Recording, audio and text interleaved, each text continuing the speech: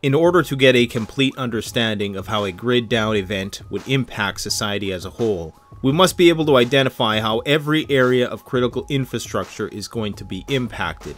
We must understand how these systems are interdependent on one another for their functioning, and how we as individuals can prepare ourselves to survive independently for prolonged periods of time in the instance of a disruption of services of these 16 areas of critical infrastructure. So let's get to it.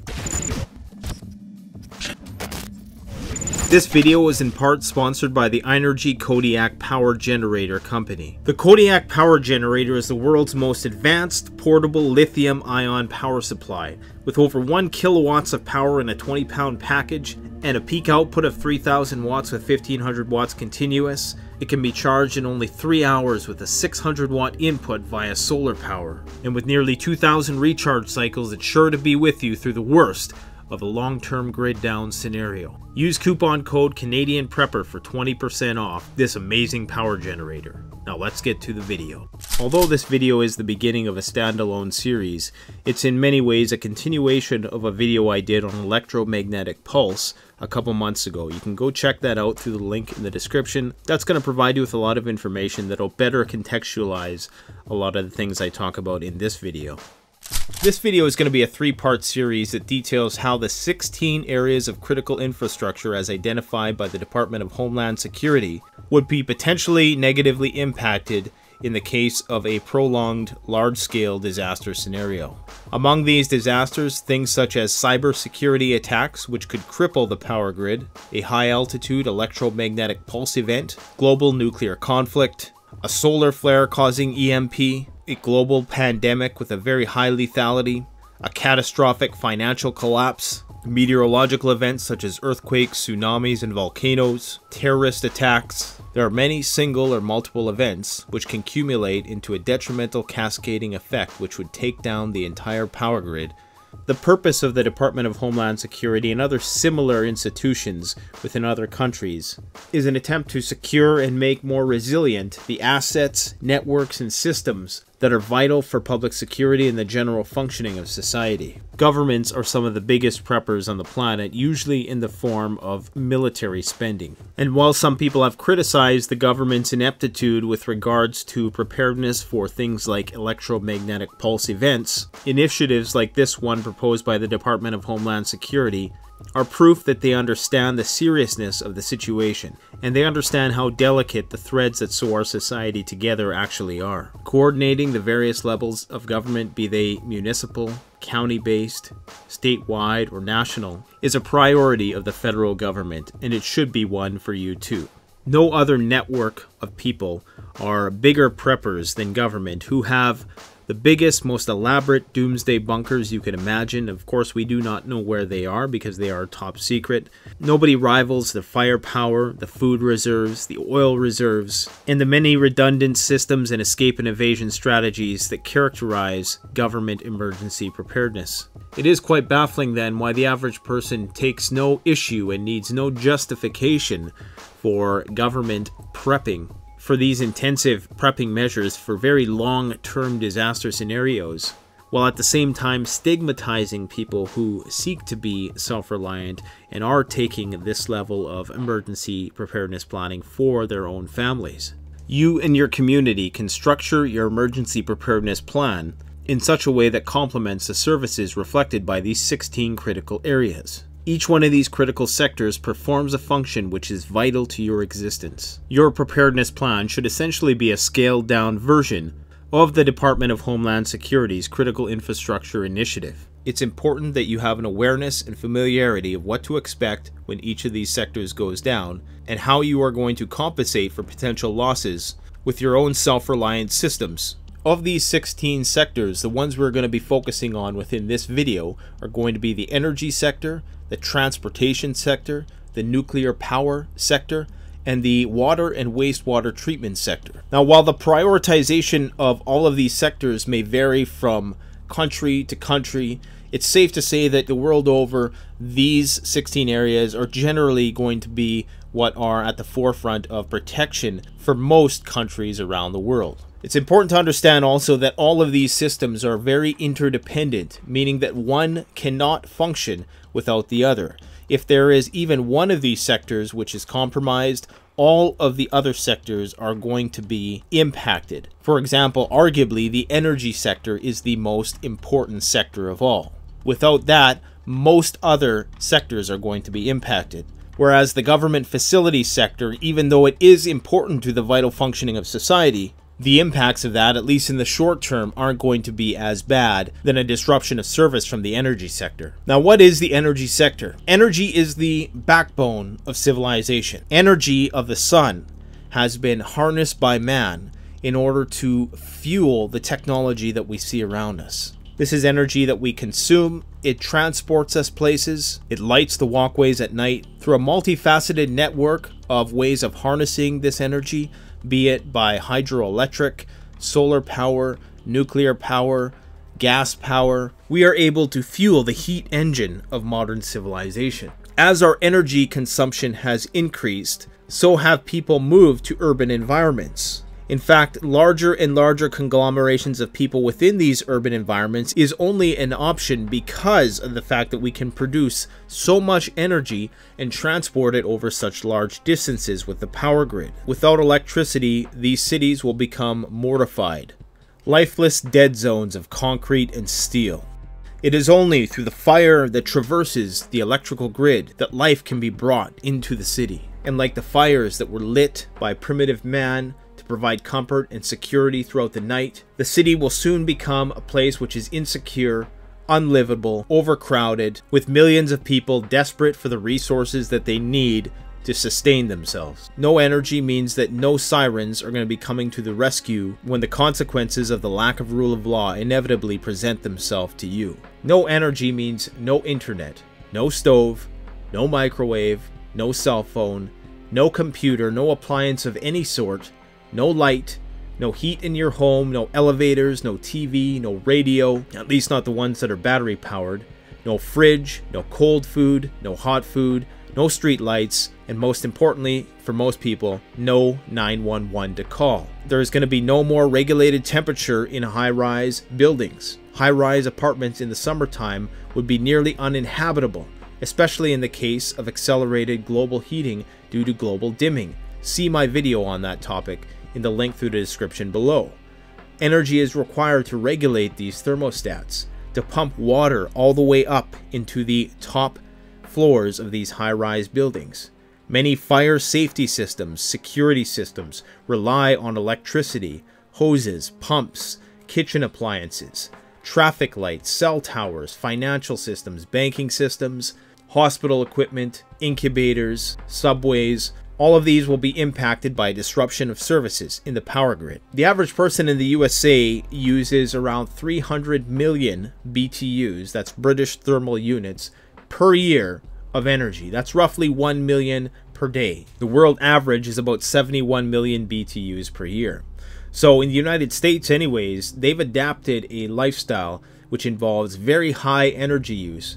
Most of it is not necessarily required for survival. A lot of it is excessive things that we don't need. So this is why the fall will be hardest for those in the most advanced countries, because there's going to be a much longer adaptation curve if you're falling from the highest tower than if you're falling from the first floor. Without non-renewable energy in a closed-loop power system, that number is quickly going to be brought down to millions of units a year, and most of that is going to be generated by combustible fuel sources or human-powered kinetic energy. That means getting your butt out there into the field and plowing the land. Now, many countries in the world prioritize the energy sector as among the most important and devote most of the resources to ensure that power is restored, as they understand that it's the necessary life force that pumps blood into the cities. All of the other areas of critical infrastructure are going to come crashing down if the energy sector cannot be sustained. Massive power outages could occur in the rare but possible case of a high altitude electromagnetic pulse. I've done an extensive video on that. It can also occur if there is a large-scale pandemic situation and people stop going to work, and there is an interruption in services as a result of the inability to staff the facilities where power is generated and distributed and transmitted throughout the grid. And in addition, a cybersecurity attack which could cripple the power grid is becoming more and more likely as hacking methods become more and more sophisticated. In order to protect yourself and keep a low profile in these emergency situations, it's important that you have a quiet, portable power generator. There are numerous portable power systems which have been developed to meet the needs of serious emergency preparedness-minded individuals. Among the best on the market, of course, is the Inergy Kodiak power generator. As I indicated before, a link for that is going to be in the description.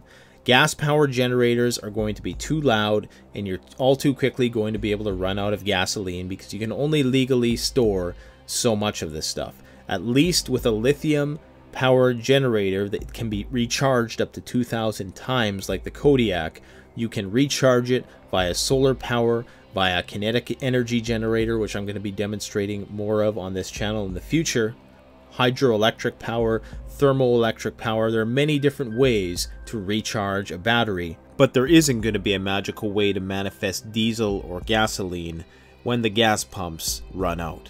The next area of infrastructure most impacted is going to be the transport sector. Now, without the power grid, raw materials simply cannot be mined or grown or harvested in the amounts that are going to be needed in order to sustain the energy needs of the population as a whole.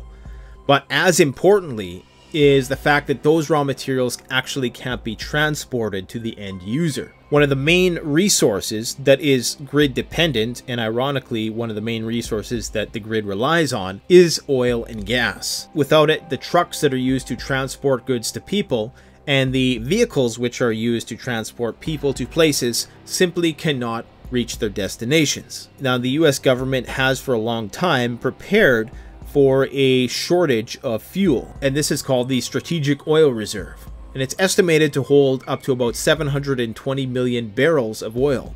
However, we must understand that the maximum total withdrawal capacity of the oil reserve is only 4.4 million barrels per day. So it would only take 150 days to use the entire US inventory. Bear in mind that the US requires 20 million per day, and a lot of that oil is going to be allotted to what the government deems priority, not necessarily you. In addition to that, transporting all of that oil throughout the country is also going to cost a significant amount of energy in and of itself. So you can take that 720 million barrels and probably take 10% off for meeting the energy needs of transporting the fuel. Most of this is not going to be seen by civilians as indicated. It's going to be allocated to services that the government deems to be essential. If you don't have the power grid, you don't have the energy to not only mine the fuel in the first place, but also to refine it, which is an extensive process and a dangerous process. Now, in the case of a power outage, you're not going to have any street lights.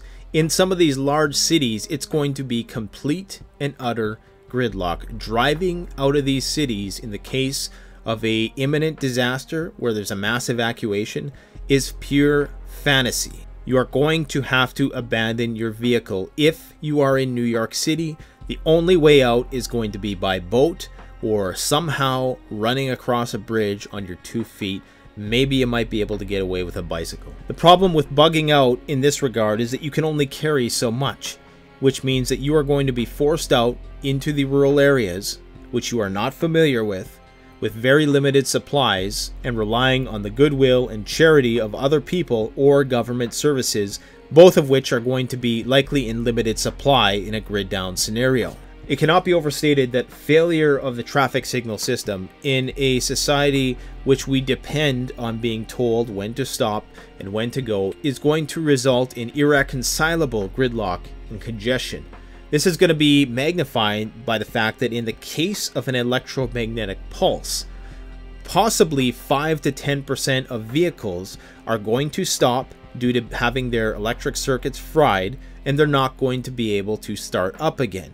Now just imagine the congestion at rush hour when only one accident is impeding traffic from flowing smoothly. Now imagine 1 in every 10 vehicles, or even 1 in every 20 vehicles, hell, even 1 in 100 vehicles in these places where some of the traffic jams can extend 200 plus cars per block. Imagine if 1 in every 50 of those vehicles suddenly stopped working. Never mind the more likely possibility that it's going to be 1 in 20. Nobody is going to be going anywhere, and when you combine the panic of the situation, you are going to get some serious road rage. And don't expect that any tow trucks or emergency services are going to be coming. It's going to be impossible to coordinate a relief effort to get traffic flowing smoothly. It's very likely that these emergency services are going to be preoccupied elsewhere. In addition, in a long-term grid down scenario, inclement weather and the non-maintenance of roadways, you're going to quickly see the roadways crumble into ones which can only be traversed by 4x4 vehicles. Now, this is not going to be the case everywhere, but especially in places where you see snow, where you see freezing temperatures, and even gravel roads, if not graded regularly, are going to become quickly impractical to commute on. It should go without saying that airplanes will not be able to fly because there will be no fuel to fuel those airplanes. Now, with regards to trains and railways, this system is responsible for the transport and distribution of 1.8 billion tons of goods throughout the continental United States. Without electricity or diesel fuel, these trains once again are going to become lifeless hunks of metal.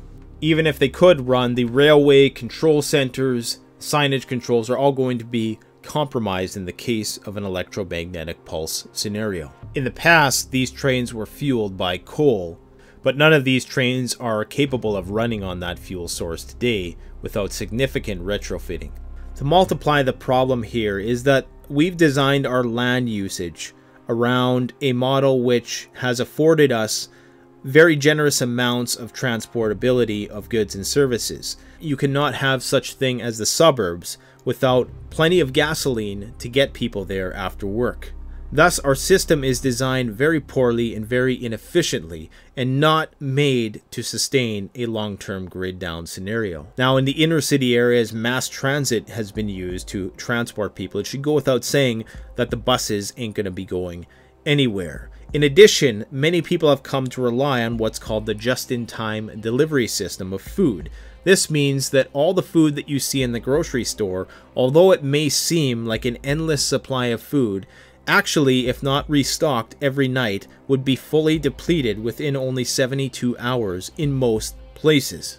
This just-in-time delivery system has allowed the greatest dollar-over-dollar profit margins for retailers. And this is only made possible by the delicate balance of the raw materials going to the manufacturer and the manufacturer going to the distributor and the distributor going right into the retail outlet into the hands of consumers, which take them home and consume them in their own personal vehicles. This is all on a just-in-time basis. Any disruption here, you are going to see resource shortages, which is going to lead to desperate people doing desperate things. First, you're going to hear knocks on doors from people asking you for supplies.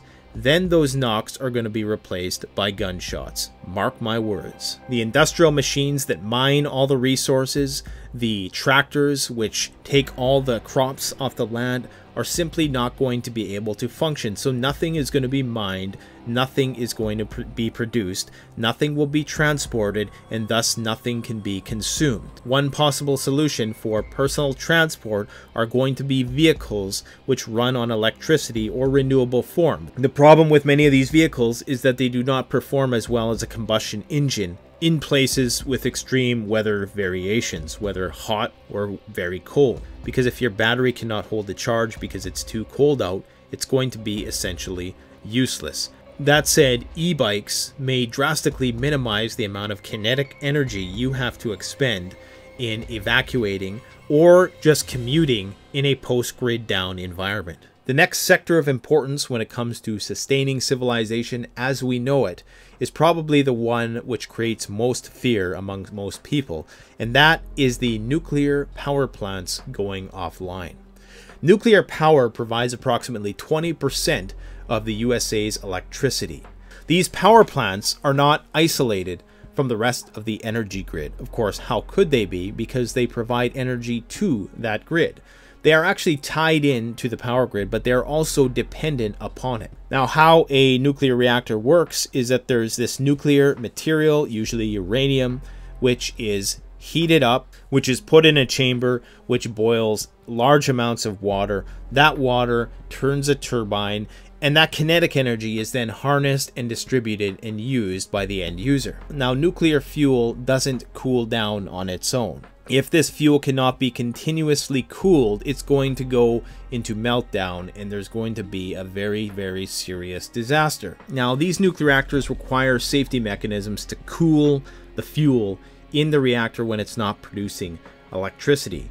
Its cooling pumps can be powered in a variety of ways. So if there was a disruption of power to the nuclear generator, it can use power from, of course, the grid, which is non-existent in this example. It can use power from diesel generators or on-site batteries. Now, all nuclear power stations must comply with the standards set by something called the Nuclear Regulatory Commission, who mandates that power plants must need to be able to withstand a short to moderate term power outage. Certainly not enough fuel on site to last several months, but most nuclear facilities will have the ability to sustain themselves for a few weeks. More importantly, perhaps, are the spent fuel rods.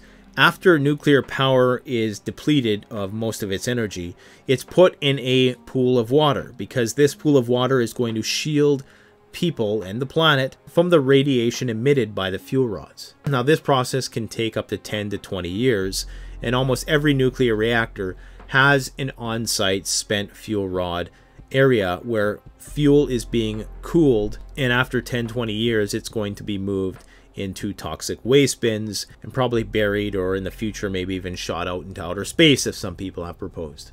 In the example of Fukushima, for instance, it was a massive earthquake which caused a very large tsunami, and this tsunami managed to somehow disable a lot of the emergency generators that were supposed to be used to provide power and control to operate whatever pumps were necessary to cool the reactors.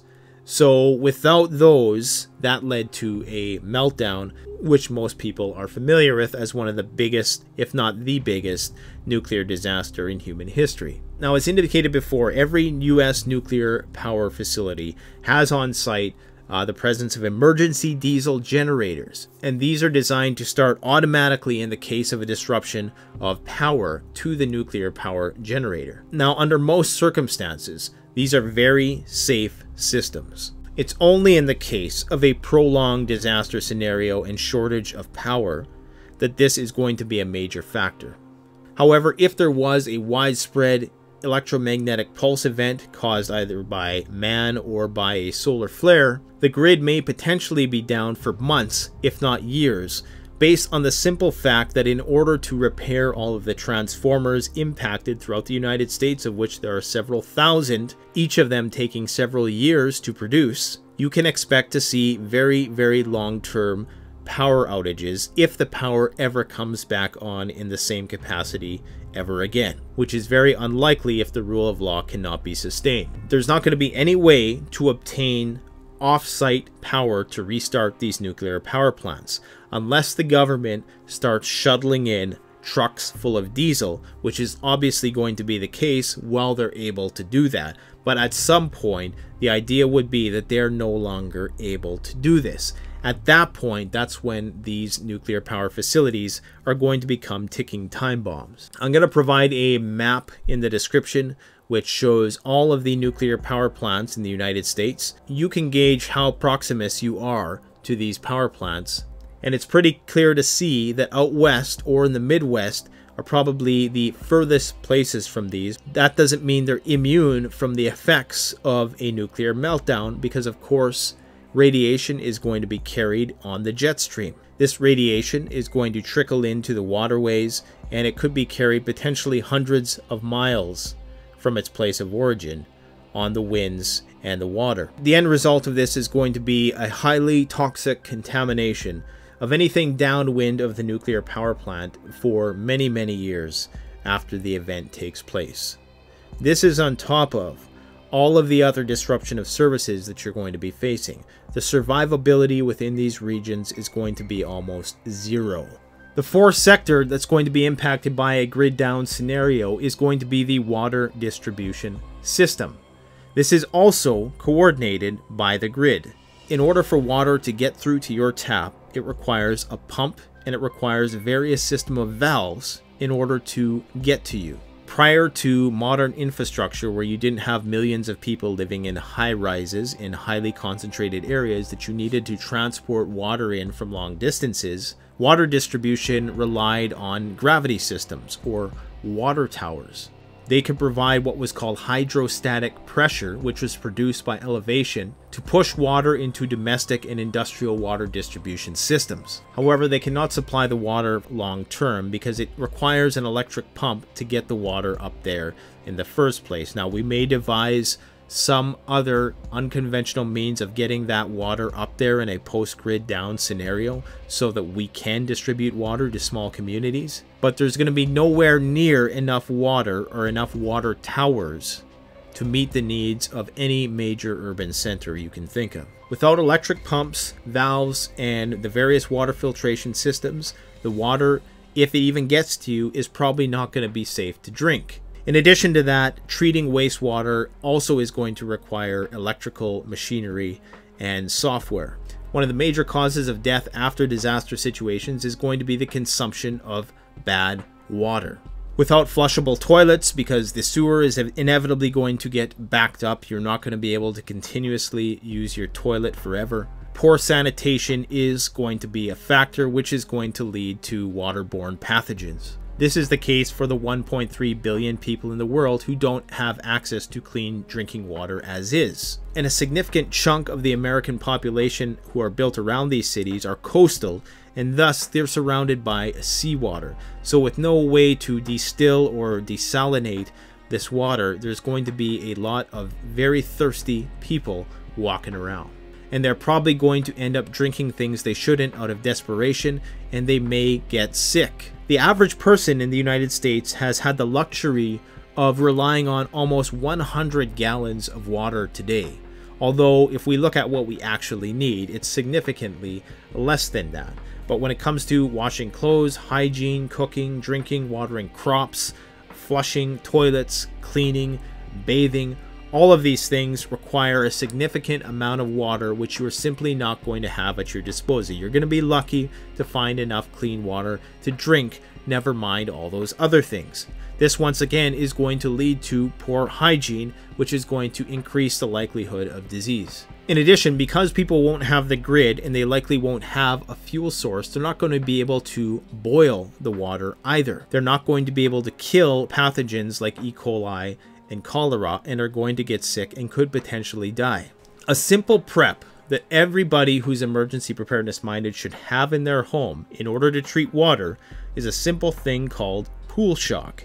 Pool shock is basically calcium hypochlorite. When you mix calcium hypochlorite with H2O, you get bleach. You can use small amounts of bleach to purify water. You do not want to stockpile bleach because bleach goes bad way too quickly. You want to stockpile pool shock. A couple moderately sized containers of pool shock will theoretically purify hundreds of thousands of gallons of water. In addition, things like rain catchment systems if you do live in the city, or water wells if you live in the country, or just general ways to purify your water that doesn't require a significant chunk of energy, is going to be crucial to sustain any semblance of the standard of living you now have in a post-grid down scenario. In the next video, we're going to talk about how grid down is going to impact the following sectors: information technology, government facilities, healthcare, and the food and agricultural system. So stay tuned for that. Thanks for watching. Don't forget to like, comment, subscribe. Canadian Prepper out. The best way to support this YouTube channel is to support yourself by gearing up through CanadianPreparedness.com or BugoutRoll.ca. Premium quality gear at the best possible price using the incredibly secure and easy to use Shopify platform. We offer free shipping to the United States for orders over $200 USD and free shipping to Canada over $75. So support the channel by supporting yourself.